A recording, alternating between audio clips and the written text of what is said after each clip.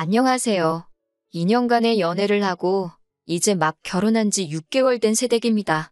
2년이라는 연애는 결코 짧은 세월이 아니라고 생각했고 이 사람에 대해 모든 걸 알고 있다고 생각했는데 같이 살아보니까 정말 저는 이 사람에 대해서 아무것도 몰랐다는 생각이 드네요.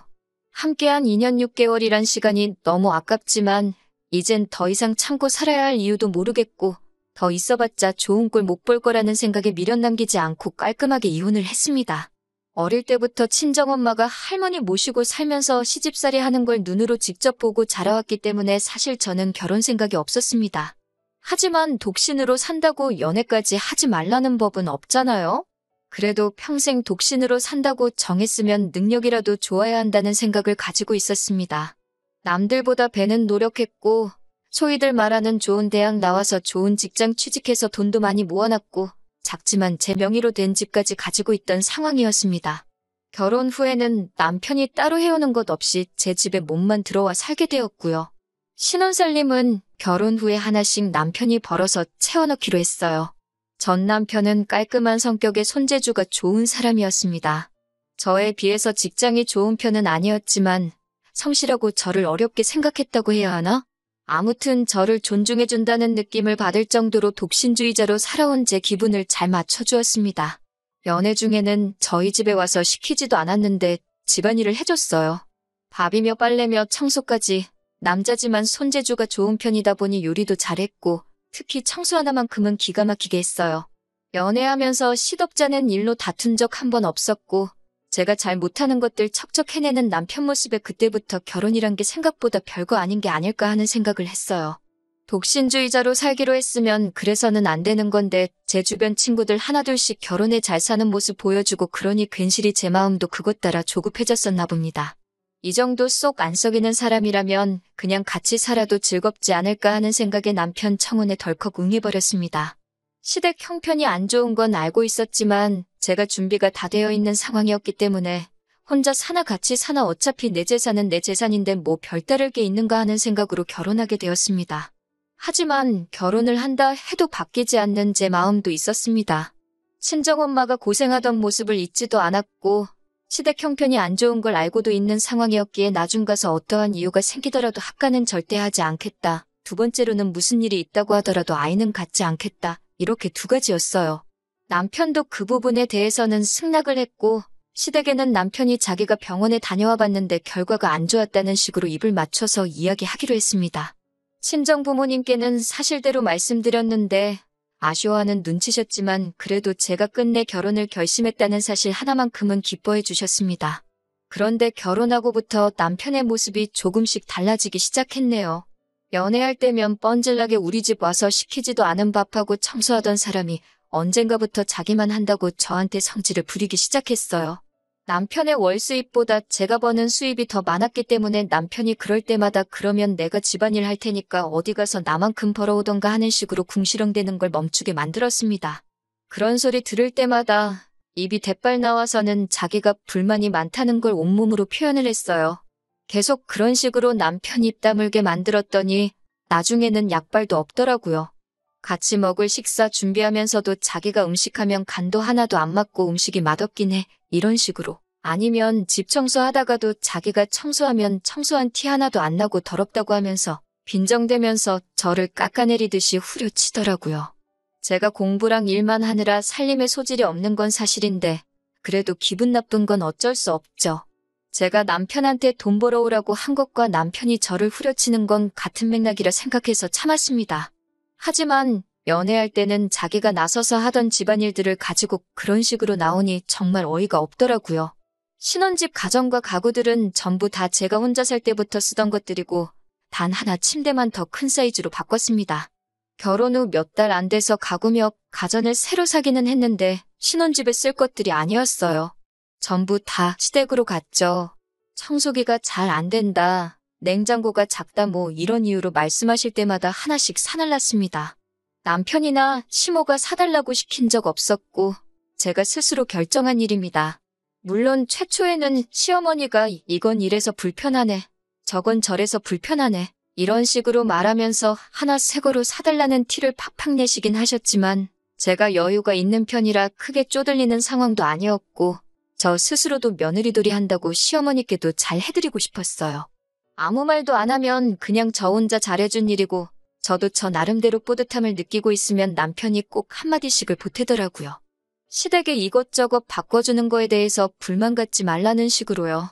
기어이 말 한마디를 보태면서 우리는 아이를 안 낳아드리잖아. 그러니까 이 정도는 당연히 해드려야지. 우리 엄마가 아들 결혼했는데 얼마나 손주를 보고 싶으셨겠어.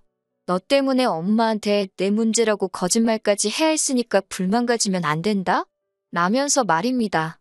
말 한마디 천냥빚 갚는다고 다르고 다른 말인데 제 스스로 결정한 시댁을 위한 정성을 가지고 마치 제가 돈 그거 쓰기 싫은데 억지로 해주고 있는 사람으로 만들어서 또 저를 후려치는 거 아니겠어요? 남편도 직장이 있고 일을 하는데 아무래도 남편이 살림 쪽에 비중이 크다 보니 생활비를 제외하고 서로가 버는 돈은 각자 관리하고 있거든요. 제가 생활비 명목으로 내는 돈이 조금 더 많기는 하지만 시댁에 선물해드린 돈은 생활비에서 나간 게 아니라 제 개인 돈에서 나간 거였어요.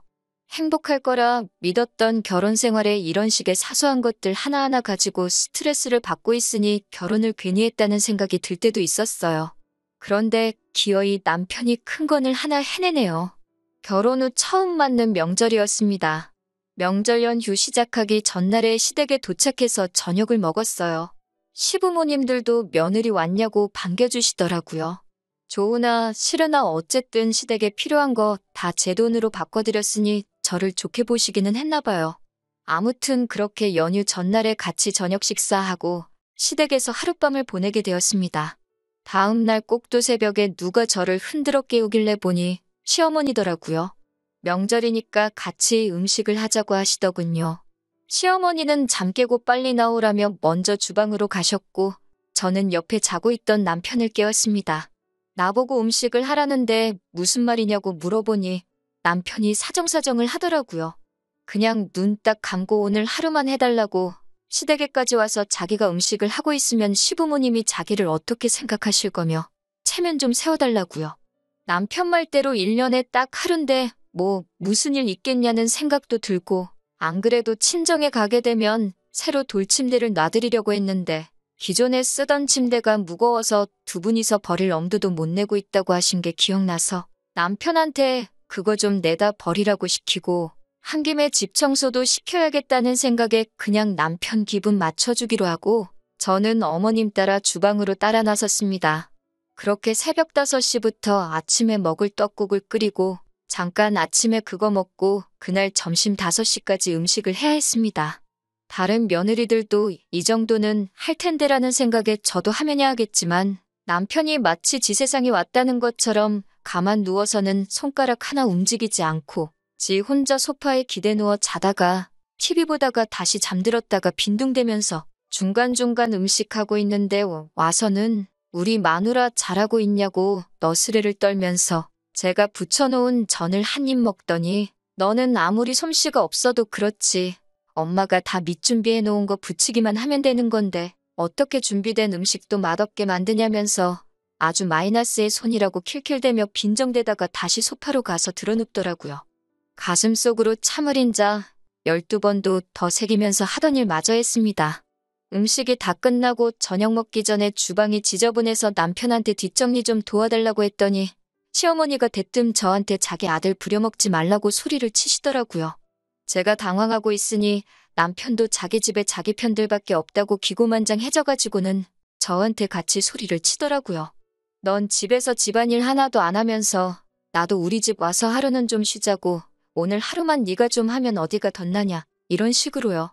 이게 남편이 저한테 사정사정해가며 부탁한 체면 살려달라는 건지는 모르겠지만 남편이 자기가 집에서도 집안일 하는데 라는 대목에서 이미 시어머니는 그 사실에 뚜껑이 열린 듯 했습니다.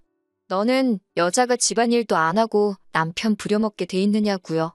제가 크게 잘못한 것도 없는데 무슨 죽을 죄를 진 사람 마냥 쏘아대니 저도 인내심의 한계가 오더라고요. 그래서 저도 다다다 쏘아붙였어요. 어머님 아들이 시키지도 않았는데 연애할 때부터 스스로 나서서 하던 게 집안일인데? 그게 어딜 봐서 제가 부려먹는 건가요? 그리고 여태 하루 종일 제가 일했는데 뒷정리 도와주는 게 부려먹는 건가요? 남편이 어머님 아들이듯이 저도 집에 가면 우리 엄마 딸이에요. 우리 집도 아니고 자기 집 치우라고 시킨 건데 그게 어디가 부려먹은 거예요? 밥값도 못하나요? 오히려 부려먹는 걸로 따지면 어머님이 저를 부려먹는 거 아닌가요? 남편이 집안일 하는 꼴 못 보겠으면 나가서 저보다 돈 많이 벌어오라고 하세요. 그게 안 되겠으면 어머님 옆에 평생 끼고 사시던가요. 하고 한마디 했습니다. 고작 이런 일 가지고 나올 만큼의 말은 아니지만 그동안 짧은 결혼 생활 하면서 남편한테 서운하고 스트레스 받았던 일들이 한 번에 터져나왔나 봐요.